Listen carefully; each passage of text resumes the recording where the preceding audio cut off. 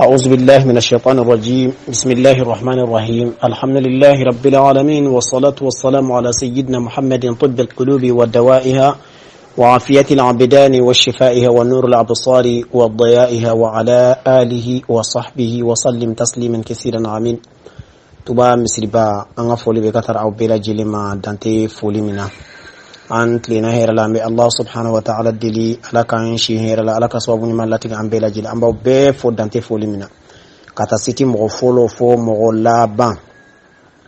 ambe karamogo fo ambe kalande fo question bla bagaw o jabi bagaw ambaw bela jelen fo tuba misriba city sanfe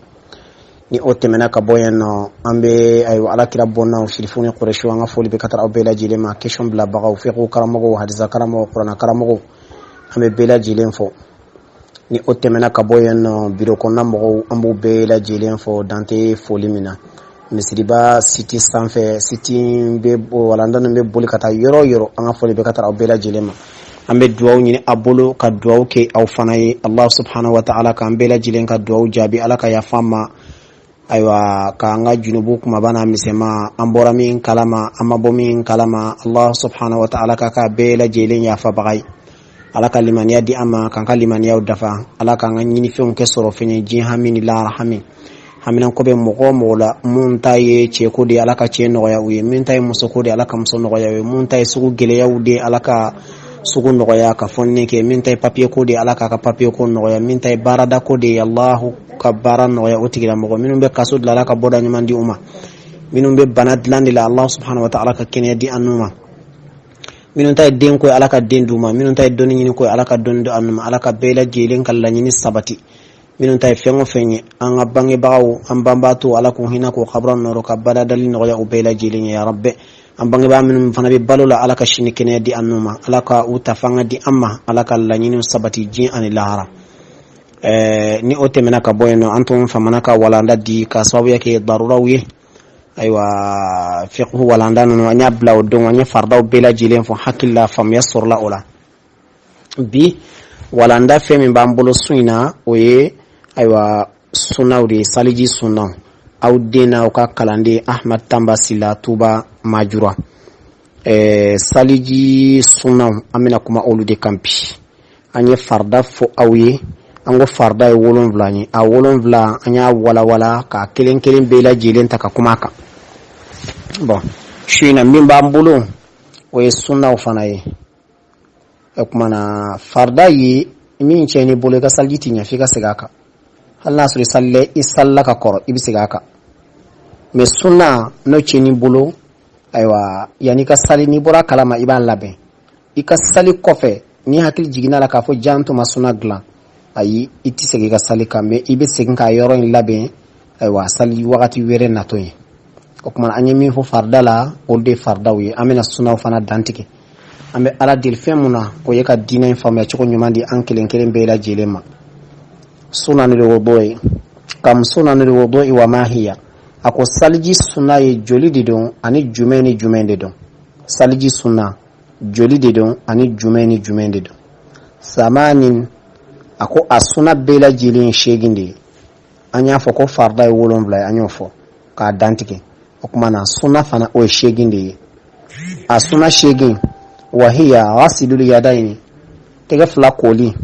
الى القعين كتر بولو كاما ابن سالجي دامني في تغفلا كولي منك دومينيك تغي اني نومان تغي وفلو كولي منك ودي سوناي ودي قعيني والمضمضه ان الدم مغرلي فناي سوناي والاستنشاق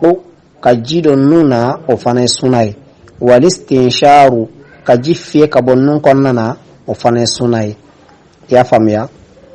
walistinsaru ofane sunai waraddu masihu ra'si ango kungulum masahili sunai ka kungulum masahi fana segin ofane sunai tukuni wa masihu li uzinaini lofla masahili sunai wa tajdidul ma'i kaji kura ya uninyogonche yani ne ji minki ka kungulum masahi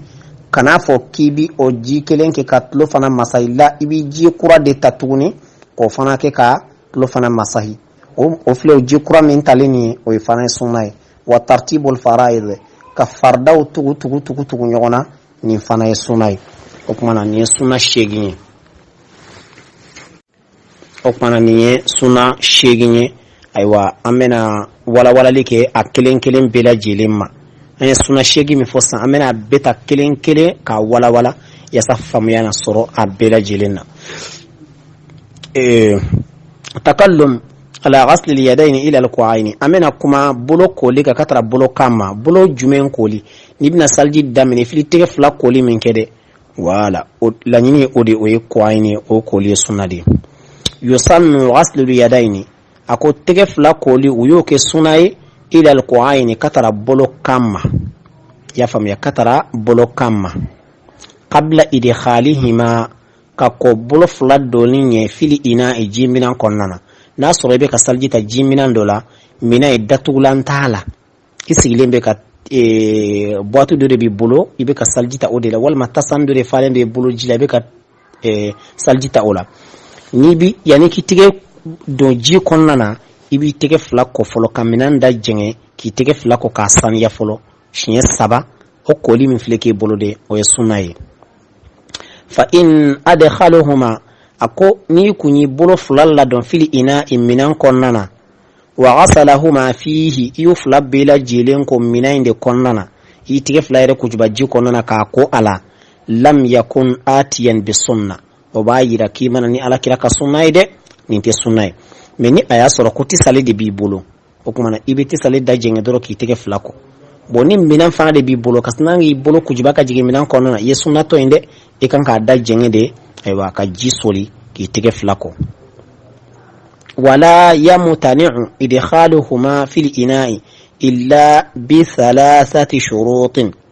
Ako ka bolo don minan kɔnɔna na u t'o bali, ya faamuya, fo ni a y'a sɔrɔ fɛn 3, sharti 3 bɛ yen nɔ ni o sabatira wagati min na. A fɔlɔ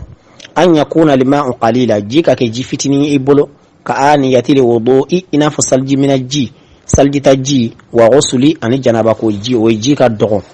Ya faamuya, ni ji ka dɔgɔn o kumana u b'a bali k'i ji bolo kujuba ka jigin a kɔnɔ.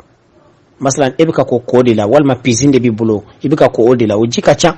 O kumana hali ni m'a fɔ k'i bi mɔgɔ se ka fɔ k'i b'o da jɛngɛ, i bɛ se k'i bolo ko yɛrɛ kɔnɔna na.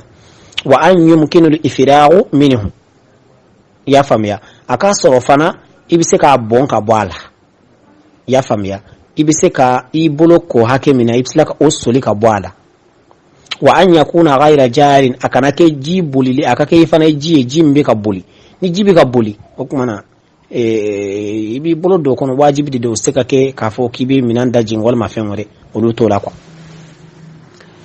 Fa in kana lima'u kathiran aw jariyan aw lam yakun al-ikhraj minhu. Ako n'a sɔrɔ ko ji ka ca, walima ji bɛ boli de, walima solution foyi t'a la k'a fɔ i ka se ka do soli ka bɔ ji in na, k'ale hawd i n'a fɔ ko fitinin, adkhalahuma fihi, o kumana i b'i bolo ladon o kɔnɔna na. Wa yundabu tathlisu ghaslihima mutafarriqayn, ko u b'a kanu i k'i bolo 2 ko siɲɛ 3 k'u bɔ ɲɔgɔn na. O kɔrɔ ye jumɛn? I mana ji soli k'i tɛgɛ 2 ko ka jɛ siɲɛ 1, ka tila ka ji soli tuguni k'a ko siɲɛ 2, ka tila ka ji soli tuguni k'a ko siɲɛ 3. O de ye siɲɛ 3 k'u bɔ ɲɔgɔn na. Ya rabbi, Allah subhanahu wa ta'ala ka diina in faamuya cogo ɲuman di an ma. O kumana a bɛ ɲini salji taaba bɛɛ lajɛlen fɛ. I bɛ ka salji ta robinet de la o, i bɛ ka ta dozu de la o, i bɛ ka ta tisale de la o, i bɛ ka ta lahala o lahala kan, i tɛgɛ 2 ko ka jɛ siɲɛ 3 fɔlɔ. N'a y'a sɔrɔ i bɛ ka ko minan de la, minan min dayɛlɛlen don, kana i bolo kojugu ka jigin a kɔnɔ, i bɛ minan da jɛngɛ k'i tɛgɛ sanuya fɔlɔ, o kumana ka sɔrɔ ka i bolo don minan kɔnɔ ka salji to baara. Amma n'a sɔrɔ tisale de don, a datugulen de don, walima ji ka ca, ayi baasi fosi t'o la. O kumana ni tisale don i b'a da jɛngɛ, ni ji ka ca fana i bɛ se k'i bolo jigin a kɔnɔ k'a sɔrɔ ayiwa an ye sharti 3 min fɔ, n'a sɔrɔ a bɛ bɔ o kɔnɔna na. Ala k'an bɛ diina in faamuya cogo ɲuman ma, Ala k'o di an ma. Mahiya, o kumana an filɛ ka min fɔ sisan nɔ, nin ye tɛgɛ kibaruyaw de ye. Sisan nɔ an bɛna don da mugurili la, ani ji doni nun na, ani ji fiyɛli ka bɔ, olu fana ye sunna 3 ye, u bɛ tugu nin na ka kɛ 4 ye. Ala ka diina in faamuya cogo ɲuman di an kelen kelen bɛɛ lajɛlen ma. Ala ka sababu ɲuman latigɛ an ye. Mɔgɔ kan ka fɛn mun ɲɛɲini o ye ninnu de ye. Saliji, sali ninnu bato kɛcogo mɔgɔ kan ka nin ɲɛɲini dɛ. bi karamo bu bla fen chaman foli la moye ka soro nunu ni la nyini ma son chaman te ninde do mo son chama utini ninde do ya rabbi alaka dina infama chiko nyamandi ambela jelema ما هي المضمضة والاستنشاق والاستنثار ako dam mugurli jumende ka jido nun kono o jumenye ka jifie ka bon nun kono fana jumenye al madmada ako dam mugurli idkhalu lima'i fil fammi wa khadatuhu wa tarihuhu ako ode ka jido idda konnana ka muguri katlakatu ode madmada ka jido no idda konnana ka muguri katlakatu bolo ke ka tereke wal maka gese ke ka tereke wal maka fe ki bolo ngoni do idda kono ka tereke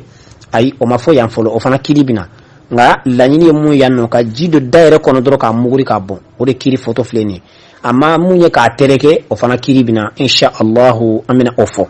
peut-être fo mustahabula mais sunna kono munye o de ka jido da kono ka muguri ka tu niyo ke kaba shin saba o yo fana sunna bane hal ni yake shin kele ni kele nya labo aywa alhamdulillah rabbil alamin yesuna kon boyla ak manay be flan sabato minke uli mustahabuye don baga ka folila wal istinshaq kajido innun konnana o fana koro jume idkhalu lima'i fil anf wa jazbuhu bi nafsihi ila dakhil anfihi ako ode kajido innun konnana ni mo kordo kaji samani innun fiye kado innun konnana kaji sama kado innun konnana ya famiya mana ibato hakela hakemi nati toro parce que modo be ni jisero nu hake do madro be murabla ula o kone ka ke hakela hakemi nati si oyoro hakela ani ni be sun fanana ikato hakela parce que ubafo ni sumbato ni faratla jima ta inu fe ka jigi ngono fe dore ka salji ika sun chenendo akira janaba koli yo akira salji ta yo ika sun chenendo o kuma ibato hakela jika na taka dante me ka taka ikono o kuma nimbe fo nun kelena o be fo dafana na ni nyoroina ni biki dam muguri ibato hakela jika na taka dante me ka ta ikono ngonona parce que ni jima fen sera sumba ngonona ka ba kono tere na sira ri ngona ka ba ika sun chena وندب فعل كل من هاتين السنتين بثلاث غرفات ako amfleka ni sunna saba min fonies ni sunna fla min fonies sisa no ye ji doni nuna ani ji ka dam mugurlila ni sunna fla min fle na fleka foni o ba kanu ni sunna fla na ika soliko sabadeki ika ji soliko kelenge ka do idda kono ka muguri ka tu o kelenge ika jita tuguni ka do idda kono ka muguri ka tu o fly ka jita tuguni ka do idda kono ka muguri ka tu o sabai ika ketento ya famia bon ika ji fanata otugula ka aforo ka do inun kono shenkele ka fie ka bo kele ka sla ka ke shen fla ka ke shen saba bela jilen ka damana soliliye o de sunai o yo kanu ala fana o mustahabu amma ye solli kolonke i bolofa o bolofa kelen yaki ka yo bolofa kelen ke nun saba bela jilenke basi tala ika salji kai me iye nyuman konto no e mustahabu o choko kelen no fana ni be ka salji fanata idas fanfelala aywa iye solli ko kelende ke ko solli kelenge ka dam mugurli sabab bela jilenge ka salji kan me nyuman to eno nyumanye ika solli ko sabade ke abela jilena abela jilena damana solli de an ya famad mada bi thalathin ko ode iki dam muguri ni jiye sinye saba summa yastanshiqu o kofe ika jido innun fanna bi thalathin ni sinye sabaye wanu diba lili muftiri an yubaligha fil madmada kuma ni kuma mfusa ako akanulendo mamin te sunna mo mi ni te sunna ika dam mugurli danase okoro jume iki dam muguri fiere ka foki ya muguri anika jido ni nuna ika do ala fiere ka foki ya do ala bi isali ma ila al halaqa ni jiseliye ingonona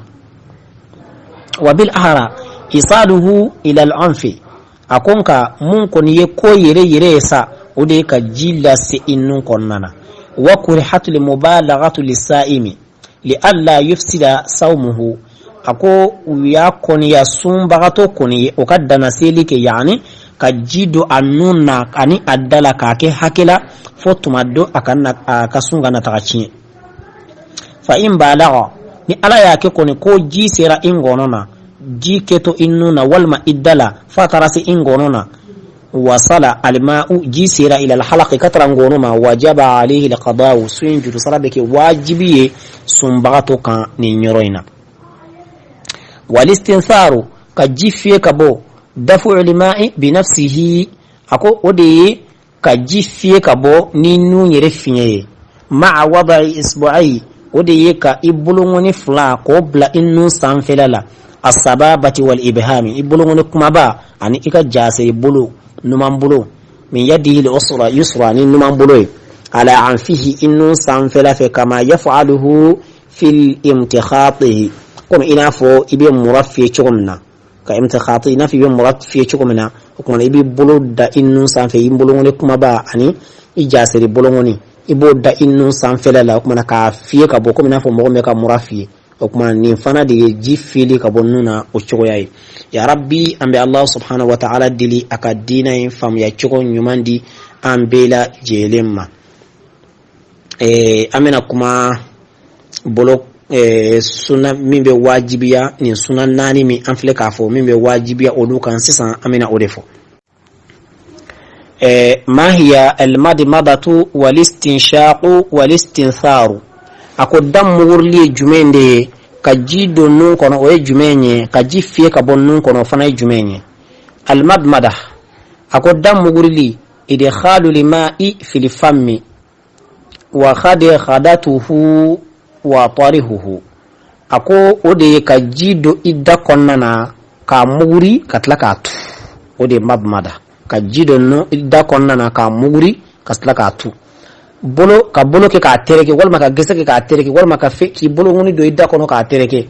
ay o mafo yan folo o fana kiribina nga lanyini mu yanno ka jido daire kono dro ka muguri ka bon o de kiri photo fleni amma munye ka tereke o fana kiribina insha Allah amina ofo peut-être fo mustahabula mais sunna kono munye o de ka jido da kono ka muguri ka tu niyo ke kaba shin saba o yo fana sunna bane hal ni yake shin kele ni kele nya labo aywa alhamdulillahi rabbil alamin yesuna kon boyla akuma na be fulan sabato minke uli mustahabuye don baga ka folila wal istinshaqu kajido innun konnana o fana koro jume idkhalu lima'i fil anf wa jazbuhu bi nafsihi ila dakhil anfihi ako ode kajido innun konnana nimo koddo kaji samani innun fiye kado innun konnana kaji sama kado innun konnana ya famiya kuma ibato hakela hakemi nati toro parce que modo be ni jisero nu hake do madro be murabla ula o kone ka ke hakela hakemi nati si oyro hakela ani ni be sun fanana ikato hakela parce que ubafo ni sumbato ni faratla jima tay nu fe ka jigi ngono fedre ka salji ika sun chenendo akira janaba koli yo akira saljita yo ika sun chenendo o kuma ibato hakela jika na taka dante me ka taka ikono o kuma nimbe fo nun kelena o be fo dafana na ni nyoroina ni biki dam muguri ibato hakela jika na taka dante me ka ta ikono ingonona parce que ni jima fen sera sumba ngonona ka ba kono tere na sira hari ngona ka ba ika sun chena wa nudiba fi'lu kulli min hataini as-sunnataini bi thalathi gharafatin ako amfleka ni sunna saba min foni ni sunna fla min foni sisa no ye ji doni nuna ani ji ka dam mugurlila ni sunna fla min fle na fle ka foni o ba kanu ni sunna fla na ika soliko sabadeki ika ji soliko kelenge ka do idda kono ka muguri ka tu o kelenge ika jita tuguni ka do idda kono ka muguri ka tu o fly ka jita tuguni ka do idda kono ka muguri ka tu o sabai ika ketento ya famia bon ika ji fanata otugula ka aforo ka do inu kono shenkele ka fie ka bo kele ka sle ka ke shen fla ka ke sin saba bela jilen ka damana soliliye o de sunnayi o ye o kanu ala fana o ye mustahabu amma ye solli kolonke i bolofa o bolofa kelen yaki ka yo bolofa kelen ke ki nun saba bela jilen ke basi tala ika salji kan me iye nyuman konto no ye mustahabu o choko kelen fana ni be ka salji fana ta idas fanfelala aywa iye solli ko kelen de ke ko solli kelen ke ka dam mugurli sabab bela jilenge ka salji kan me nyuman to eno nyumanye ika solli ko sabade ke abela jilena abela jilena damana solli de an yatamad mada bi thalathin ko ode iki dam muguri ni jiye sinye saba summa yastanshiqu وكوف إكا جيدو إنو فالنبي ثلاثين نسنية سبعي وندبا للمفطر أن يبالغ في المضمرة كما يكون مفصنا أكو أكانو لندو ما من تسنة مغمي نيتي سنة إكا دم مغري لدانسي أكورا جمع إكي دم مغري فيه كافو كيا مغري أني إكا جيدو نينونا إكا دو على فيه كافو كيا دو على بإصال الماء إلى الحلقة نجي سيلي إنغونونا وبالأحرى إصاله إلى العنف أكونك ممكن يكو يري يسا وديك جيلا سئنون كوننا وكرهت المبالغة للسائم لألا يفسد صومه أكو ويكون يصوم بغتو كوني وكدنا سيلك يعني كجيدو أنونا كاني أدلا كاكي حكلا فوتمادو أكنا كسونغانا تغشين فإن بالغ ni ala yake koni ko ji sera ingonona ji keto innuna walma iddala fatarasi ingonona wasala alma'u ji sera ila alhalaqi katrangonoma wajaba alayhi alqada'u sunjudu salabeke wajibiye sumbagato kan ni nyoroina walistinsaru ka jifiye kabo dafu alma'i binafsihi ako ode ka jifiye kabo ni nunyere finye ma'a wada'i isbu'i ode yeka ibulungoni fla ko bla innu sanfelala asbabati wal ibhami ibulungoni kuma ba ani ika jase ibulu numambulu min yadihi al usra yusra ni numambulu ala anfihi innu sanfela fe kama yaf'aluhu fil imtikhatihi kuma ina fo ibe muraffi chukumna ka imtikhati na fi muraffi chukumna kuma ibe bulu da innu sanfe ibulungoni kuma ba ani ijase ibulungoni ibo da innu sanfela la kuma ka fiye ka boko mina fo mo me ka murafi kuma ni fana de jifili ka bonnuna o chugo yayi ya rabbi ambe allah subhanahu wa ta'ala dili akadina in fam ya chugo nyumandi ambela jelemma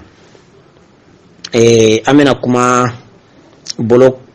sunna mimbe wajibiya ni sunna nani mi anfle ka fo mimbe wajibiya o dukan sisan amena odefo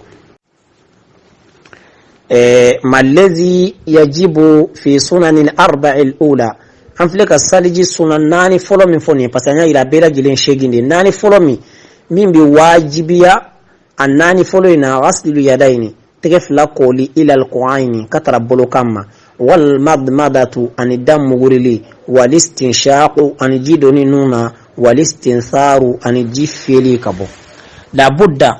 ako kari konite li hazihi sunanil arba'a min niyyatin akonga atinya abada ni sunan nani ni fika ngani yasiri ulade bi anyani wiya bi annaha sunanal wudu'i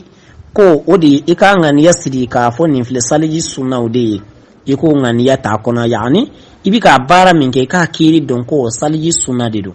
wa anyani wiya inda ghaslil yadaini ika aiwanganiyata dipitege flako kuma la ka fombeka nimbara minunke ni sunna udi aiwa adali wudu salji dili sunna falau fa'ala ma zukira li ajali harrin aw baradin aw idhali ghubarin akoni mogomi iye nununko itege flako li dam murli jidoni nuna jifili kabo anfleka ni fenfenfo akede kala ya de kama mfarika sumaya walma nene de benna mbe ake yasa nene na bonna walma pusher de kera nambaki nga pusher bol de kama summa arada li udua au kofe ya lanyini ka ke saljiye fala budda min i'adatiha ikasigi nununka li husuli sunnati biniyya ni sunanga ni yasoro li yakoni yani ebora forola walma borega adlana ido nyen kono ibe isnanga jige ki tege flako ka jige ki damuri ke aywa ka jido inuna ka bo o ko fedra hakki jigina la eske ntis nga ke salji shinkele o kuma ni be fega ke salji iba dame qura de tukuni ifleka ni mbara minun keniye yani ka se aywa nyeda kolima oluye sunna de o koro o tinya parce que eyo keni ngani ya me ya kere mbora pusher la wala mbora sinogola wala mbora la halaya dola be feka nunun ke yafo kuma yafo chukomina karaya balambe ntege fulani mbolo ko ka nyew ko yani yana ya samfarna suma ya ona nyono ni yake ngani yakama o tiseka ke salji de iba damine kura de ka ngani yata de ba damne na ka funu ya sunna de ya famiya monimo ke fana ibi iga salji aseka saha takallum am masihi li udhnaini wa tajdidu lima'i lahuma wa rad masihu ra'si kuma amina kuma kungolo masahili tlofla masahili de kan sisan ani ka ji kura kura ya uflan nyogonche ani ka kungolo masahi segininke deja anya kalanka teme ya amina se oma ako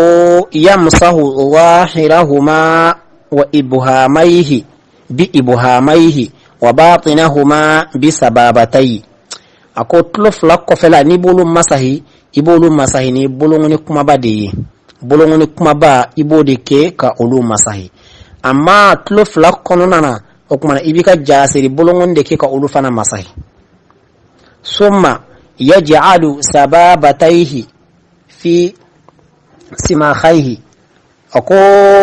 ne otemena ibi ika jasiri bolongoni ibo do fotlo dingere konnana as-simakhu huwa as-suqibatu allati tadkhulu fi fihi ra'sul ako simakhu yere munye ode woye wo minna beddo kungolo konnana ya famia okumana kamini tulola ibi bolongoni don o konna foko fana bela jele masahi wala yattatabi'u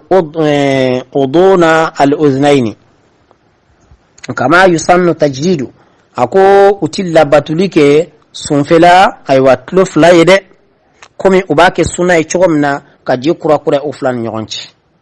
ne ji min ta ka salji ke ka tlo kungolo masahi e ka ji kura ta ka tlo fana masahi o chogo yala famiyala ambe ala dili ya rabbi allah subhanahu wa ta'ala ka dinayin fam ya chogo nyumandi ambe la jilimma waraddu masihu ra'si kungolo masahi segini o fana yi sunay la yusannu illa bi shartin an yabqa balalun min athari al-masih ra'si ako utoke sunay fo aka soro aywa sumaya do tora kamini kungolo masahilila masalan yu kungolo masahi ji sumaya do tora ibolo la tuguni ya famia okumana ubake sunay ode ko feka ake ni aya soro ko ji kurama ji sumaya mato ibolo la okumana ibi ji kura de ta ka kungolo masahi segininke anya fo ko kungolo re masahili fardadi ni kungolo ta tenda fanfela ka masahi kata tonna ni sera tonda na wakati mina katara kangoloma okman ibe soroka ibolo flas segina yi tuguni o yoro beiti bolo ta kabala ibe bolo to ala ka nanga segin tuguni akonga o sharti yedi ni aya soro kungolo masahito ikelenga ta tenda la kata tonna ibe se tonna wakati mina jisumaya do tora ibolo la konga naso jisumaya mato bolo la okman ibe bolo seginde ka ji kurata fa illam yabqa saqatati sunnatu radda okumana ko sunna be binka boy ka segini na koni waraddu masihu sunnatun ako kungolo masahi segini o sunna de sawa'un kana sha'ru saghiran aw tawila ako sunna de do adamakaka kungolo shika chan wal maka dogon abela jilin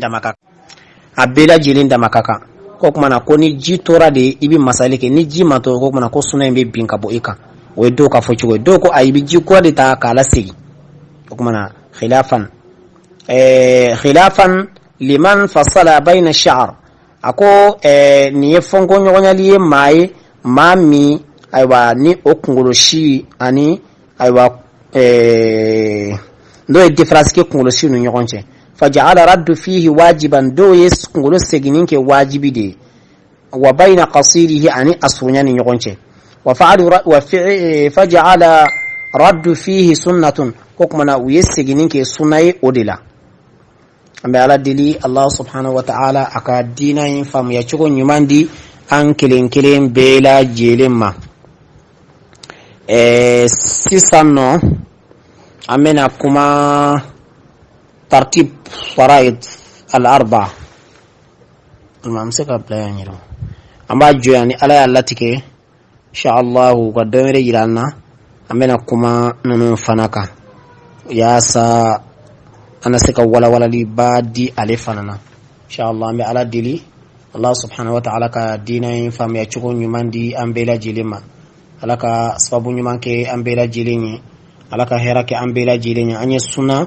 ango shegi ndi dan fleka wolon vlade fala totra kelen de sisa bo akelen ni ala ya latige aywa amena kuma o fana kan kosebe parce que fardaw tugu nyona kuma ni ndo bala kwa inshallah amba blaya ambe dongere makko non inshallah ni ala angere jege do dongere la ayo anna laje ka kumani ay amala dili fim ala ka hera ka ambela je ala ka sabu nyuma lati ka ambela jili ala ka girje ko fon ka haminan ko bela jili no ya ambe tuba misri ba mo be fo ani wala ndan no be boli kata city o city sanfe azans majura city ambu bela jili mo fo inshallah wa mid wa nyina be bolo ka do ke awi ala ka sabu nyuma lati ka ambe ما ربنا آتنا في الدنيا حسنة وفي الآخرة حسنة وقنا عذاب النار ربنا ظلمنا أنفسنا وإن لم تغفر لنا وترحمنا لنكونن من الخاسرين سبحان ربك رب العزة عما يصفون والسلام على المرسلين والحمد لله رب العالمين.